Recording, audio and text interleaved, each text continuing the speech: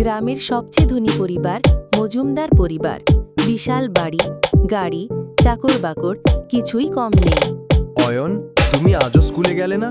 স্কুলে কি হবে বাবা, আমরা তো এত ধনী, আমার তো ব্যবসা করলেই চলবে। তুমি এখনো ছোট, শিখতে হবে, না হলে ভবিষ্যতে সমস্যায় পড়বে। আমার মাথা ব্যথা নেই, আমি গাড়ি চালাতে শিখছি আজ, ক্লাসের কোনো দরকার নেই। স্যার, গাড়িটা রেডি আছে। অয়নবাবু কোথাও যাবেন?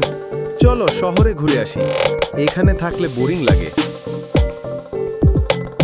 অন্যদিকে রিকশাচালক হালদার বাবুর ছোট ঘর, খুবই গরিব কিন্তু ভালোবাসা আর স্বপ্নে ভরা। বাবা, আজ স্কুলে আমি পরীক্ষায় 97 পেলাম। সত্যি মা? বাহ, তোর জন্য আমরা গর্বিত। তুই একদিন অনেক বড় হবি রে রিমা। আমরা গরিব হলেও আশা ছাড়ি নাই। আমি পড়াশোনা করে একদিন আপনাদের এই কুড়ে ঘর ছাড়িয়ে একটা বড় বাড়ি দেব। তুই শুধু মন দিয়ে পড়, বাকি কষ্টটা আমরাই করব।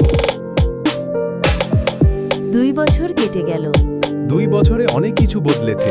অয়ন স্কুল ছেড়ে দিয়েছে, শুধু গাড়ি চালানো আর বন্ধুদের সঙ্গে সময় কাটায়। অয়ন, ব্যবসা তো ঝুঁকির মধ্যে আছে, তুই একটু সাহায্য কর। বাবা, আমি এসব বুঝি না, আমার তো মাথা ব্যথা নেই এসব নিয়ে।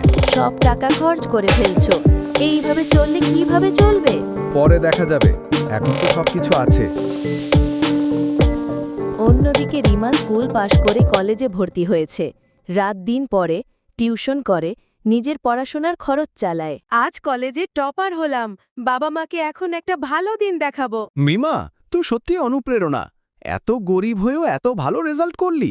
স্বপ্ন থাকলে পথ বের হয়, আমি জানি আমি পারবো। ভালো লাগলে সাবস্ক্রাইব করে পাশে থাকুন, আর নতুন ভিডিও পেতেই বেল আইকনটা বাজিয়ে দিন। আপনাদের সাথে থাকাটাই আমাদের সবচেয়ে বড় পাওয়া।